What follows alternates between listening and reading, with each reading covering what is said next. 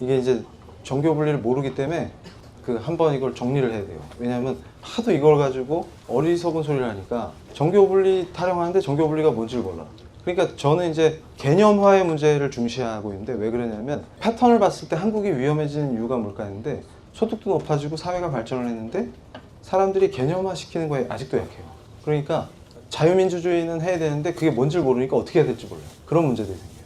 그러니까 개념화는 어떻게라는 문제를 푸는데 출발점이에요. 그러니까 예를 들면 정교 분리는 아는데 그게 뭔지를 모르니까 교회에서 정치 얘기 안 하는 게 정교 분리인 줄 알아요. 내가 그거 보고 깜짝 놀랐어요. 우리 윤민호 전도사님이 목사님, 죄송합니다. 갑자기 강등해요. 우리 윤민호 목사님이 집사야? 나는 너무 깊이가 있어갖고 그래서 전도사님인 줄 알았어. 근데 그래서 잘못 얘기했다 해서 목사님이구나 그랬더니 집사님이 탁월하시네. 페이스북에서 내가 보고 이제 감동을 받았는데 이렇게 뭘 올리시잖아요. 그러면 아주 탁월해. 그랬는데 거기다 누가 댓글을 달았는데 칼빈주의는 정치가 아닙니다 이렇게 달았더라고. 그거 기억나죠? 그래서 내가 뭐라 할까 이러다가 놔뒀어. 왜냐면 그런 분은 대화를 피하는 게 상책이에요. 그래서 저분의 머릿속에 뭐가 들어있을까? 그래서 나는 그분을 뭐라고 정의했냐면 제세례파, 애너베프티스트다. 세상을 떠나셔. 산속에서 이제 기다리는 거야.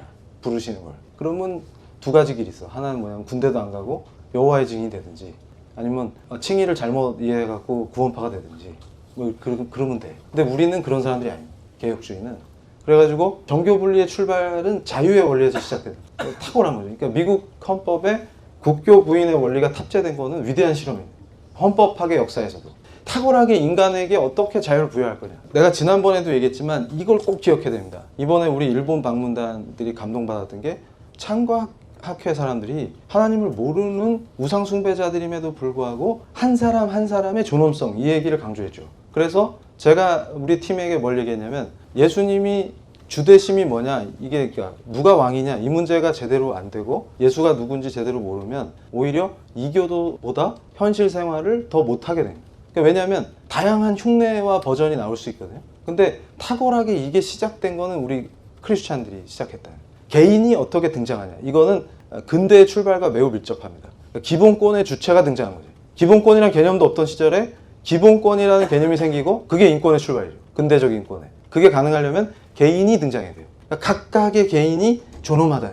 그러니까 저는 노예인데요, 농노인데요 이런 게 아니라 다 한 사람 한 사람이 자유민이고 권리의 주체가 돼야 존엄성을 얘기할 수가 있는 거예요. 그러면 신체의 자유 같은 기본권이 어떻게 가능할까요? 그러니까 사람이기 때문에 영장 없이 함부로 체포할 수 없게 됩니다. 그리고 체포했더라도 이 개 사육장 같은 데 가두면 안 돼. 왜냐하면 인간이기 때문에. 그런 기본권이 세팅되는 거예요. 한 사람을 개인으로 인정한 출발은 종교개혁이에요. 그게 개인이 소지할 수 있는 성경책의 출발이에요.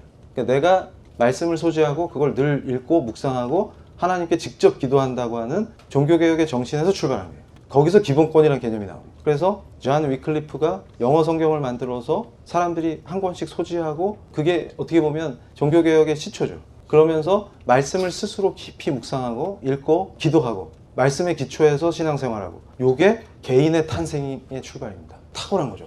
그랬을 때 종교개혁이 발전한 뒤에 칼빈이 완성한 게 아니고 칼빈은 아이디어를 제공하고 실제로 시도를 해봤지. 근데 이게 정치 제도로 완전히 정착되는 순간이 미국 헌법의 탄생입니다. 그래서 지금도 정치 사상가들은 나를 포함해서 미국을 지배하는 3대 정치 사상이 뭐냐? 공화주의, 자유주의, 칼빈주의입니다. 그런데 목회자라는 사람이 칼빈주의는 정치가 아닌데 이런 무식한 얘기를 하는 상황이 한국에서 벌어집니다. 공화주의와 자유주의는 항상 갈등 관계에 놓여요. 그러니까 미국에서도 진보냐 보수냐 싸울 때 리버럴하다, 이게 진보란 뜻이잖아요. 오바마나 힐러리 분위기로 간다는 거죠. 그럴 때 여기에 제동을 걸어서 공립학교에서 성경 얘기하면 왜 안 되는데 이렇게 나오는 사람들이 주로 리퍼블리칸, 공화주의자들이죠. 전통의 흐름이 그렇게 가는 거예요. 어쩔 수 없어요. 근데 중요한 건 뭐냐면 내가 여기서 말하려고 하는 거는 개인의 자유. 그러니까 이번에 우리 부산 원데이 PLI에서 한동대 에릭 앤로우 원장님이 강의해 주시겠다고 한 게 그거죠. 동성애를 자유로 인정해달라고 하는 그 자유와 크리스찬의 자유는 어떻게 다르냐, 그 강의를 해주시기로 했는데 멋지죠. 그러니까 우리 PLI 아니면 들을 수가 없어요, 그런 걸. 근데 맥락이 뭐겠습니까? 내가 그 맥락을 잠깐 설명해 주면 뭐냐면, 지난 시간에도 내가 자유지상주의 얘기했었죠. 정의 얘기하면서 리버테리언들이 생각하는 자유는 타인에게 해만 끼치지 않으면 다 자유인 거야. 동성애를 하든 뭘 하든. 그러니까 그게 마치 보수인 것처럼 떠드는 건 매우 위험한 방식입니다. 그러니까 우리가 보통 컨서버티비즘이라고 할 때는 가치를 지키는 거예요. 양보할 수 없는 어떤 가치를. 그리고 정의를 얘기할 때는 반드시 무엇이 선인가를 전제하고 출발할 수밖에 없다는 게 공화주의 정의론의 전통입니다. 그래서 그걸 계승하는 사람이 마이클 샌델이에요. 그래서 샌델이 대놓고 동성애에 반대한다 이런 말을 안 하는데 지혜롭게 뭐라고 표현했냐면 혐오 표현 규제를 해서 자유를 제한하려고 들지 말고 니들도 공론의 장에 나와라 이렇게 얘기해요. 그래서 예를 들면 이성 간에 유지되고 있는 결혼 제도에 비례해서 동성 간도 그런 신성한 결혼을 할 수 있다는 걸 니들이 입증 책임을 갖고 논쟁에 참여를 해야지 법 뒤에 숨어서 동성애를 비판하는 걸 법으로 제한하는 방식으로 가려고 그러면 오히려 너희들이 사회로부터 격리된다 이렇게 얘기해요. 그래서 내가 샌델을 응용해갖고 예전에 국회에서 발표한 게 그거예요. 그러니까 왜 혐오 표현 규제가 자유를 침해하고 동성애자들을 오히려 사회로부터 분리시키는가. 그거를 샌델의 이론을 활용해갖고 한국적으로 적용한 거예요. 그래가지고 제가 몇몇 장로님들한테 마이클 샌델이 한국에서 동성애 막는 헌법 이론을 구성할 때 탁월하게 응용될 수 있습니다. 이렇게 말씀을 드렸거든요. 그때 장로님들이 샌델은 공동체주의 그 좌파 아니요? 이렇게 된 거예요. 그래서 제가 헐. 공동체주의라는 건 뭐냐면 다수가 정의가 되는 거예요. 커뮤니테리아니즘이지. 커뮤니즘하고도 다른 거예요. 한국에서 누가 샌델은 공동체주의래 이렇게 한번 퍼뜨린 뒤에 갑자기 샌델이 좌파가 됐어. 샌델이 자유를 공격한 적이 없어요. 샌델이. 보통 political liberalism, 존 롤즈적인 관점에서 정치적 자유주의는 뭘 얘기하는 거냐면 가치 중립을 지킨다 그러면 법과 국가가. 이거 중요한 거니까 종강 시간의 마지막으로 한 번 더 강조하는 건데 힌두교의 여성관이 좋다 나쁘다 이런 얘기를 법이나 국가가 하면 안 된다 그런 거예요. 근데 이게 정치적으로 강화되다가 PC까지 가는 거예요. 중립을 강조하다가 나중에 입을 막아버리는 거죠. 아예 말을 못하게. 그럼 어떻게 돼요? 근데 나나 샌델은 뭐라 그러냐면 힌두교의 여성관은 극복 대상입니다. 법이 극복해야 돼요. 왜냐하면 남녀 평등이 안 돼. 이퀄리티가 될 수가 없어요. 그리고 이슬람이 갖고 있는 여성관은 관습적으로도 철저히 법이 해결해야 될 문제지 용인할 수 있는 문제가 아니에요. 그렇게 선언을 하고 저스티스가 뭔지를 얘기할 수 있다는 게 샌델적 관점이고 내가 거기 동의하는 거지. 이제 좀 이해가 되죠? 그런데 왜 자유를 지키는 데 있어서 정교 분리가 미국 헌법에 탁월하게 탑재되면서 인류 역사를 확 바꿔놨냐. 이게 왜 위대한 실험이냐. 그러면 이런 겁니다. 그러니까 뭐냐면 칼빈 이후에 많은 교파들이 발전을 해요. 그리고 신대륙에 이주를 하죠. 그런데 초기에 매사추세츠 같은 데서 어떤 걸 했냐면 청교도적 회중교회만 참교회고 나머지 교회는 아니다 이렇게 간 거예요. 사실상의 국교죠. 회중교회가. 청교도적 회중교회가. 그러니까 주로 누가 탄압을 많이 받았냐면 침례교도들이 탄압을 많이 받고 힘들어 차별도 당하고 막 힘든 거죠. 근데 이제 문제의식이 뭐냐면 제퍼슨이나 메디슨이 생각할 때 미국은 자유의 나라여야 되는데 국교가 정해지니까 우리가 뭐 하려고 여기 신대륙에 왔냐. 청교도가 2등 시민이었잖아요. 국교도가 아니니까. 그런 거 우리가 해결하자고 했는데 진짜 자유는 어디서 하냐면 종교의 자유가 퍼펙트하게 보장돼야 된다. 거기서 국교를 부인하게 됩니다. 그러니까 미국엔 국교가 없다.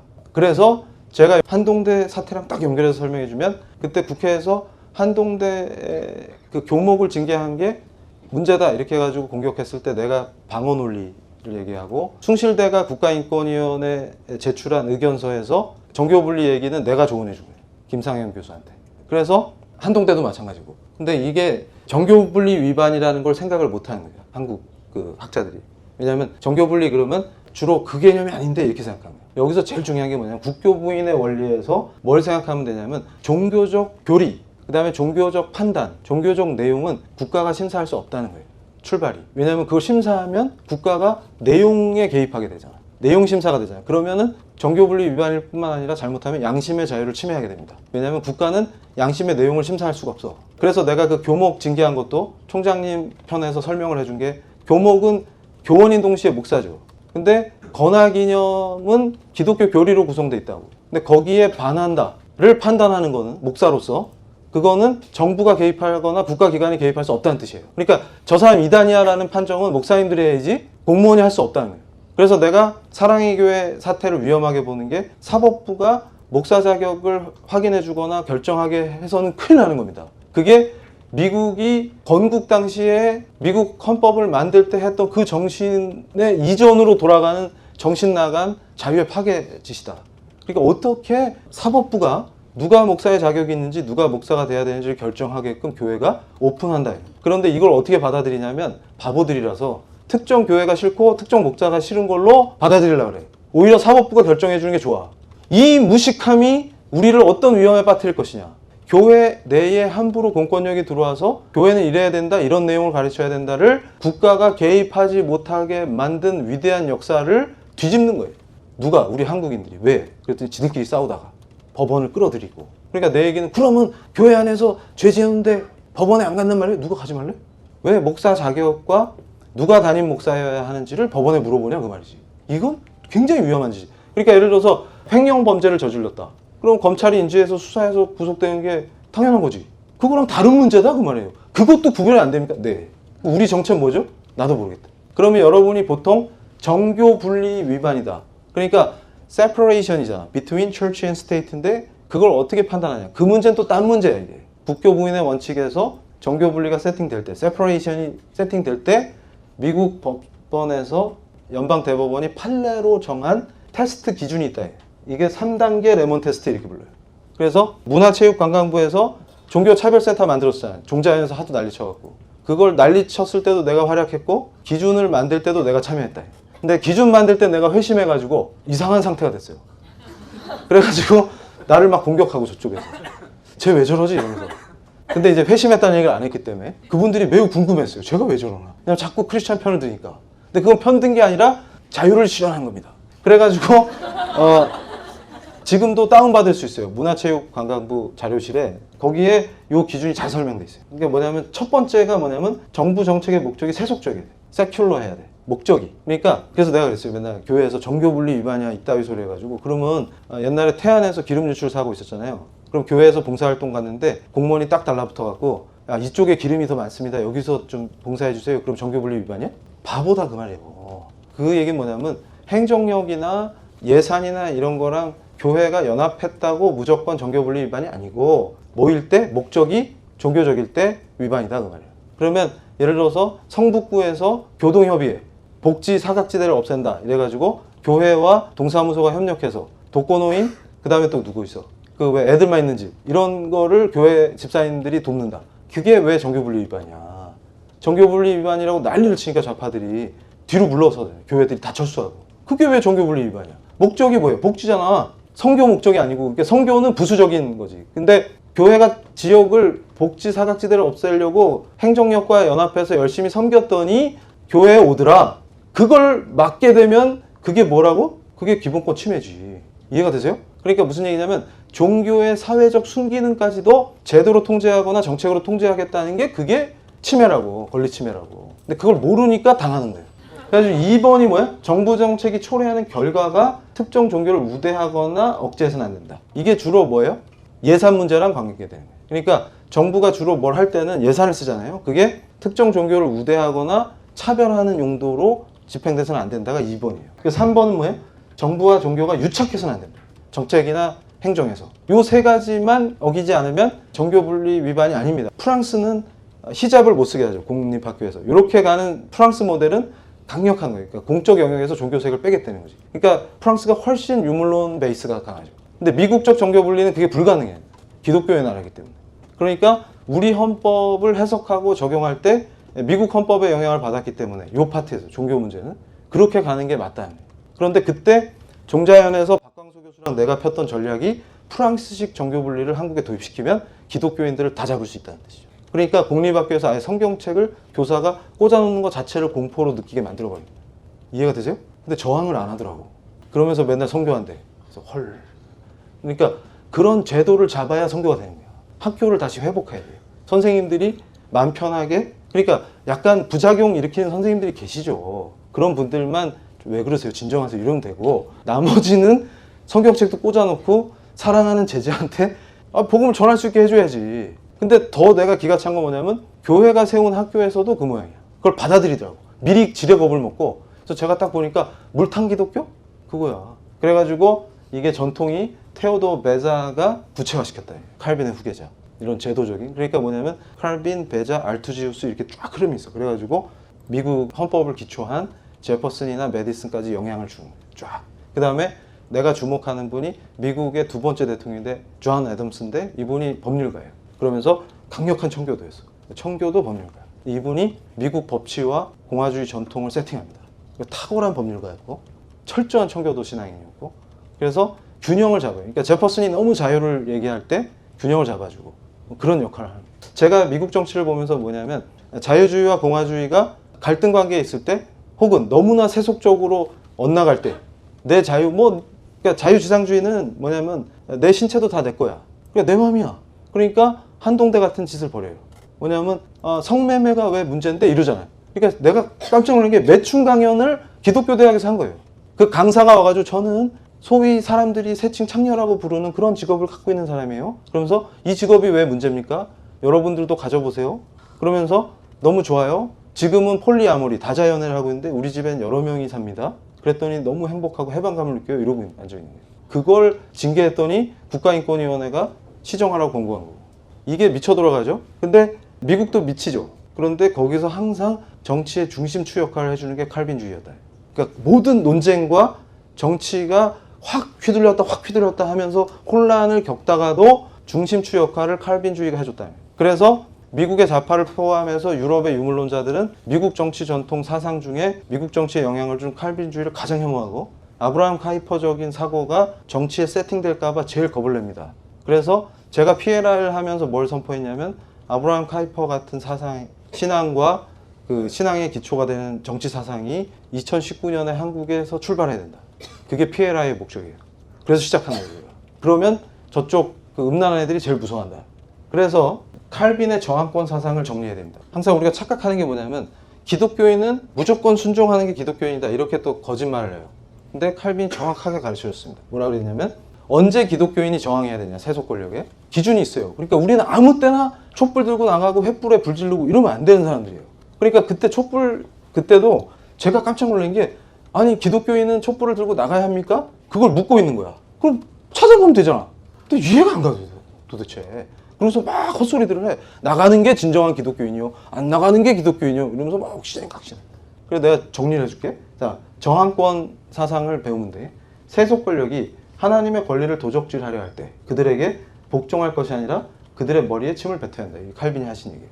무슨 얘기냐면, 양심을 가진 그리스도인은 그리스도께 마땅한 영광과 하나님께 마땅한 예배를 드리는 것을 금하는 모든 압제적인 명령에 저항해야 된다. 그러니까 칼빈이 압제라고 정한 기준이 뭐냐 그러면, 그리스도께 마땅한 영광과 하나님께 마땅한 예배를 드리는 걸 금하는 걸 압제라 그래. 그러니까 예를 들어서 나는 내 양심껏 말씀 중심으로 내 신앙을 실행할 자유가 있어야 돼요. 근데 그걸 막는 거, 여기에는 저항하겠다는 거예요. 그러니까 무슨 얘기냐면, 내가 예수만이 길이요 진리요 생명이다를 선포 못하게 하는 거는 저항을 해야 될까요? 말 안 해도 될까요? 해야지. 그러니까 제가 항상 얘기하는 게, 야 혐오 표현 규제한다? 이럴 땐 저항을 안 해. 혐오 규제해야죠. 나쁜 거니까요. 저는 원래 혐오를 안 했는데요. 그러다가 저항 안 해도 될 때는 촛불 들고 나가자. 왜 그러냐 니들은. 그럼 너 크리스찬 맞아? 그럼 그렇대.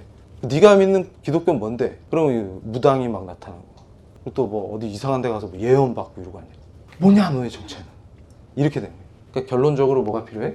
우리 자유를 지켜야 돼. 이게 미국에서 정교분리, 그러니까 국교 부인의 원칙을 헌법에 탑재하고 나서 탁월하게 세팅된 것 중에 가장 강력한 게 뭐냐면 자유다. 그런데 이 자유가 어떤 자유냐면, 무제한의 자유는 크리스찬이 용납하지 않죠. 근데 제도적 자유는 어디까지냐면, 내가 생각할 때 헌법이 보장해야 되는 제도적 자유는 가장 중심 자유권의 핵심이 종교의 자유, 양심의 자유, 사상의 자유, 이런 정신적 기본권이거든요. 왜냐하면 우리가 인간이기 때문에 요게 제대로 보장될수록 좋은 기본권 체제와 선진 법제를 갖고 법치가 작동되는 나라라는 걸 인식해야 됩니다.